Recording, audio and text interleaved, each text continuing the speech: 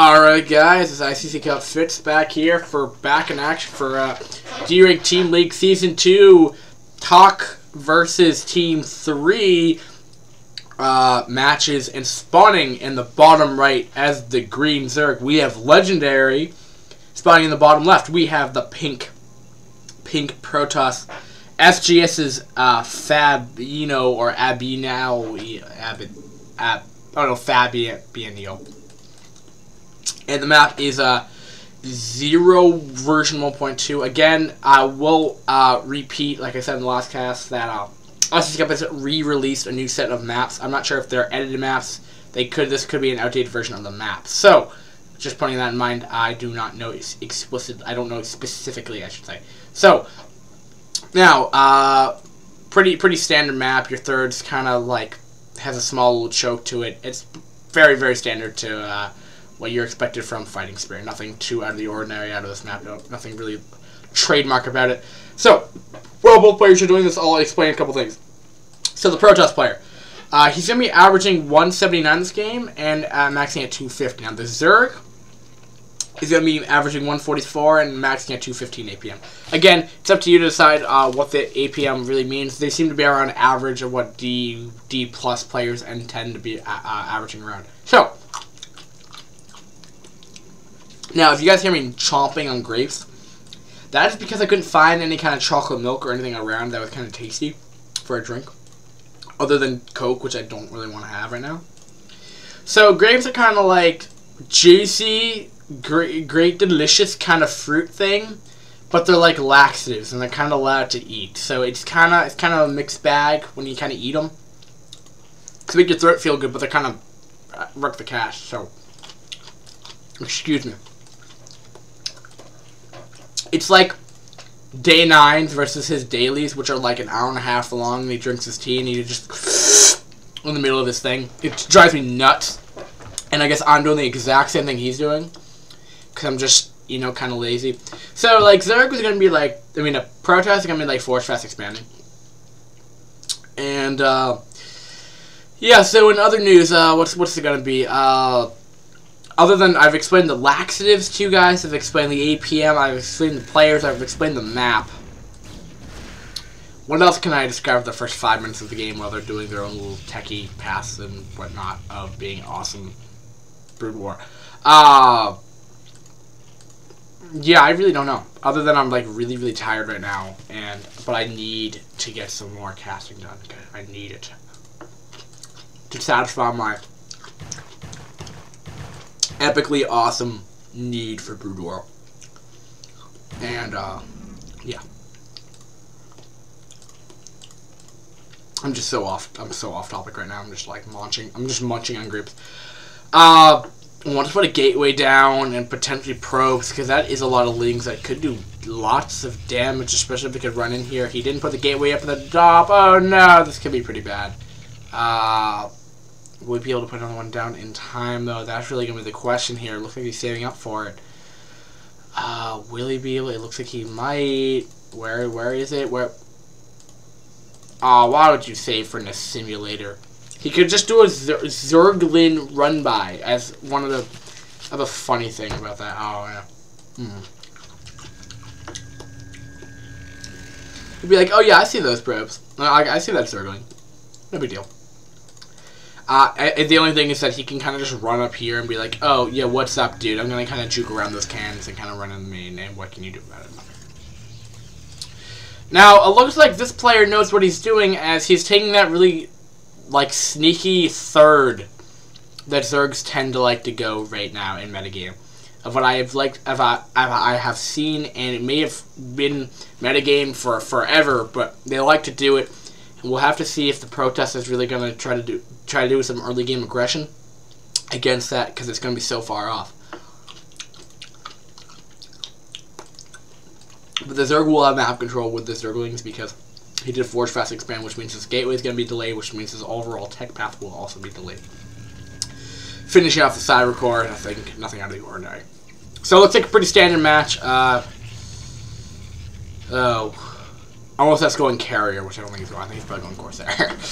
But so while I'm munching on my grapes, we're gonna have to see, because I'm always dumbfounded by why the Protoss never attacks this base. It always just left untouched. I don't get it why.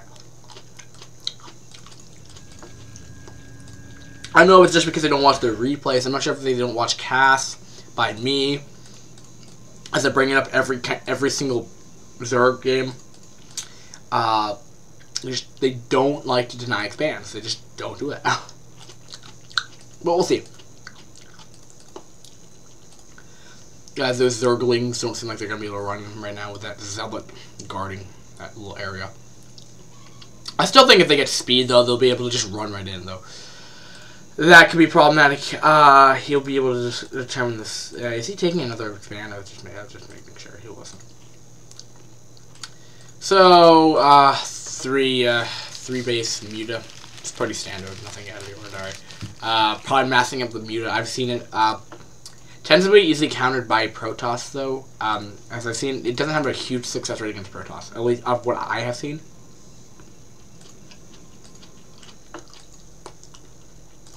Just because we'll see this Corsair opener is so good against it, because they don't have any anti-air up to this point.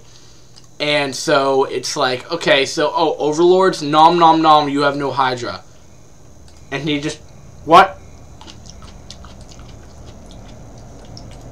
What? Why aren't you attacking the Overlord? Oh, he might have just missed his opening to get some damage done.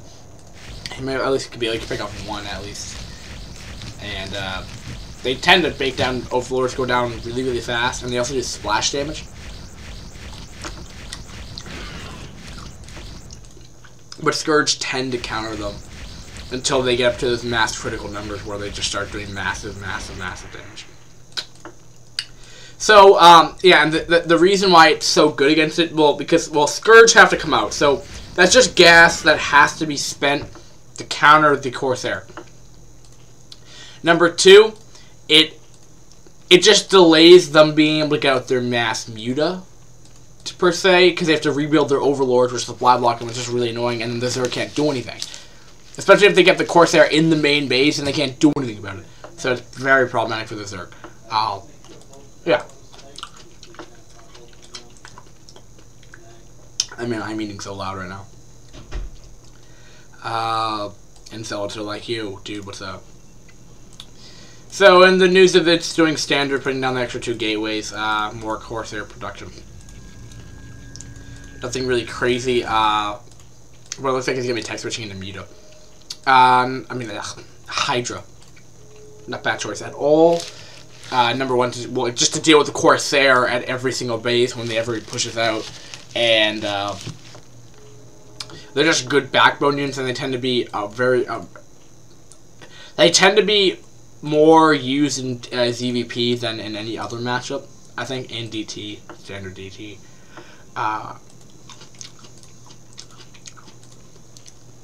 And this base is not vulnerable to a DT, as Overlords are detectors. That's enough grape.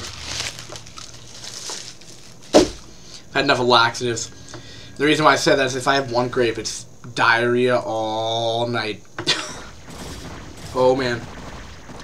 And this push he doesn't really have much for this. Will he have Storm? Storm is almost complete, so all he has to do is wait for Storm to finish. And maybe one more grape. Just one more, just one more. Oh no. Kind of just letting the Hydra kind of die, which is not very good. But the other thing to note is that these forges can actually be picked off by ranged Hydra, which can be problematic if you're getting upgrades from it, but it doesn't look like he's getting any upgrades to speak of. Putting down more gateways, not choosing to expand, and Zerg seems pretty content off of 3 base, getting his own upgrades, which he'll be at +1. It looks like he might be trying to secure another base. DTs are somehow in here. I'm surprised, maybe a drop. I don't really know how they got up there. I don't think he even has a robo facility. He does not. Well, his final swing went down, but there's no way you could have a shuttle be coming in from a warping in robo facility. That doesn't make any sense. And checking for a third. No sneaky shenanigans there. whatsoever. So we'll have to see what both players really opt to go at this point. So let's see if there's a baller storm, and there is a baller storm. And I really didn't do much damage, but I did weaken that army quite a bit. So ICC Cup news. Yeah, I'm casting. I'm just out of things to talk about. Like after like an hour of talking straight to the computer, it's just I don't have any other daily things to talk about. Oh, actually, I broke my finger today, I think, or at least sprained it. Yeah. And I'm still eating the laxatives, yeah. I think the only real reason why you're continuing to watch this cast, other than the fact this is somewhat of an interesting game, is I keep on using the word laxative and diarrhea. I think that's mainly the reason why. And I think I'm going to continue using that word because it's just making you laugh, and in a StarCraft cast you're kind of talking about like your own diarrhea problems, but that's okay. You can do it in one channel, but maybe it's like a safety mechanism. Every time I can't talk about something, I'll just start eating grapes and just start talking about that. Maybe. Could be a potential thing. But, nothing super interesting happening. This is one of the game where I just kind of want to rest. But we'll have to see. You know, the Zerg is doing the standard thing. We'll be re-expanding again, just putting down that another hatchery down. I mean, nothing. There's really nothing going on. He's just building up a couple of muta. He's getting a couple upgrades. All right, upgrade front. Protoss will also be expanding.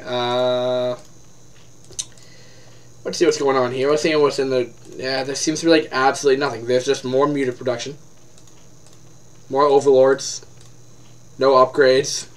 Upgrades for Zerg is +1. Upgrades for Protoss is non-existent. Defensive High Templar, I guess. Nope, no, it looks like it's going to be engaging. And there will be engagement in the center of the map, making a little interest, but that's a lot of Hydra over there, but they could be very, very well stormed. Oh, right on top of the Hydra. Really going to decimate that army. Protoss is a little head in supply at the point at this engagement, 93 to 97. Now it's going to be 95 to 83. Storm not really doing much. And we'll be losing a couple overlords, which will supply block him further. He will have a lot of muta engaging here, though. Not too many dragoons to deal with this, but storms will go off trying to deal with the muta, but they are pretty fast. In general, we'll be picking off the. We'll target fire the High Templar and then just go away. Muta aren't the best against dragoon, as they have a huge amount of HP, but Hydra aren't the worst against them, and they will be trying to push his army back, giving him more map control. He could also do this time to probably take off this third, as it is really like not really protected, other than a couple of cannons. And if he was paying attention to that probe transfer, he probably should know that there's a third up and running.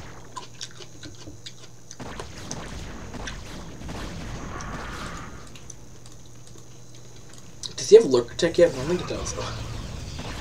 Is he on Hive? No, he's not on Hive yet. He's getting over speed, I think. No.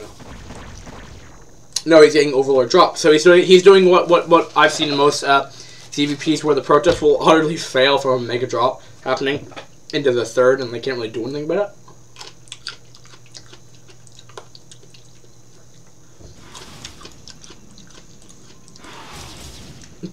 And mainly the reason, of course they can do a lot of damage.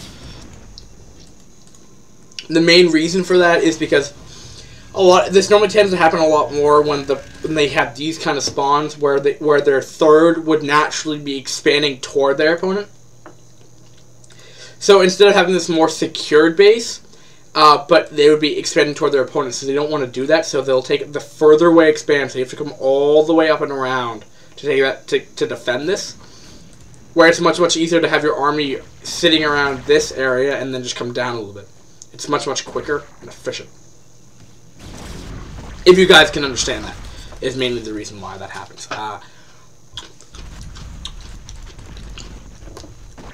And some muta just chilling outside the base. Protoss has +1, finally. I didn't even notice that. And he still only has +1 of himself, and he's getting +2 just about to finish. Might be waiting for that upgrade to finish before he tries to come in here for a killing blow, potentially. Protoss doesn't nearly have that much, and he'll have an upgrade advantage as well. But he's kind of just losing Muta, which actually just might further progress him in this game, actually, when I think about it now. Thirds left untouched. More and more cannons are being put down. I just don't get why you don't build units, because that's 1, 2, 3, 4, 5, 6, 9, 10, 11, 12, 13. That's like nearly like 1,500 minerals on just straight up cannons.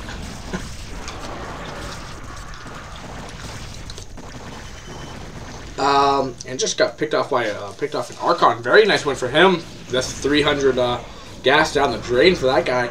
DT, should we or do some damage? No, there's no reward. You guys gotta understand that I was saying, oh, there's a DT and they might be doing some damage. No, there's an Overlord. They're like, oh, what's up? Let's join the main army, dudes. Like, yo, what's up? I'm a drone. I can spew stuff. Oh, wait, no, never mind. Nope, nope.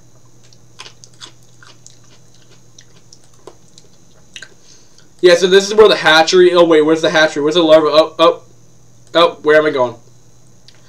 Oh, am I going to take his third? It looks like... Am I going to go take his third? It looks like I'm going to take his third. Oh, am I going to... I want to. It looks like he really wants to. Is he actually going to take this third? That'd be so funny. And DT's like, oh, yeah, what's up, dude? I'm going to go kill some lurkers. Okay. Nope, doesn't look like he's taking that third. Oh man, that would just make this game so much more entertaining. Just take it. Just take the base. Please. Take the mother effing base. Just do it. Just take the base. Please! Oh, and there's looks like an engagement happening, and Protoss is like, yeah, dude, I'm baller, because I can kind of chill over here and... Take the base, please! Do it! Do it now! Do it! Come on, Zerg! Come on, do it! Drone, you can make it. Come on. Are you a hockey? I swear to God, if you're... Come on, hockey. There's even a Zergling here to protect you. It's okay. Excuse me. Relatively low supply for 18 minutes in the game, almost. So... Please! Oh, and it looks like we're going to be engaging here. It's quite a bit of Dragoons. He will have enough for at least 3 storms here. We'll have enough. There, one does go down. Oh, a lot of Hydra do fall. 134 supply to 109. So the Protoss is definitely not out of this by any means. We'll do another storm. Lose that entire army. And whoa, that army's getting cleaned up very, very quickly. Evaporating. Oh, there's a whole other army over here, though. Will this be enough to break the Protoss? I'm not sure. Oh, there's a GG! And he still didn't put down the base! Why? Why did he put down the base? That's just problematic, because I really wanted the base to go down, man. So, to recap this cast, if you're kind of just going to the end, we've talked about diarrhea, grapes, being laxatives. We've talked about the APM of both players, the map by itself, why he didn't make the game super epically awesome by taking his third, with that drone that I was kind of going apeshit about. So, in other words, time for Fitz's tip of the game. Just noticing, even though I was still analyzing the game, even though I was kind of just goofing around the entire time. So, important to note, I've also broken my finger, that's the other thing, or I think I've broken my finger also, playing dodgeball earlier today. But beside the point, we were talking about this game here, and, what was his name? Legendary won, so I'm glad. But Fabiano, if you're watching this, yeah, because he was a Protoss also. Your macro was relatively low. You had enough for another about 70 supply. You were off 3 base, and I believe you might have had like 5 or 6 gateways. You could have probably put 4 or 5 more down. It's always better to, at least when you're learning the game more, especially when you're in the lower league, like D rank stuff, it's always better to put down like more production facilities than you actually need, just to keep your macro down. I think if you really do that, you would have such a bigger army, you could have pushed through the Zerg army. And then you could have been able to, you're like, alright, deny expanse, I'm going to go take my own 4th, 5th out, and then probably potentially end the game there. That's what I recommend to you. You can do it either way, and that's why I say, just put down a couple more gateways, and that's really all you have to do. And just try to stay not supply blocked. Choose one of those two. And I'm going to be out of here, guys. We'll be back with game number 4 of this epically awesome series versus 1A, 2A, 3A, So Easy versus Demolition Boy. Yep, it's going to be a ZVZ. Cool. Alright, peace, guys. I'll be back very momentarily.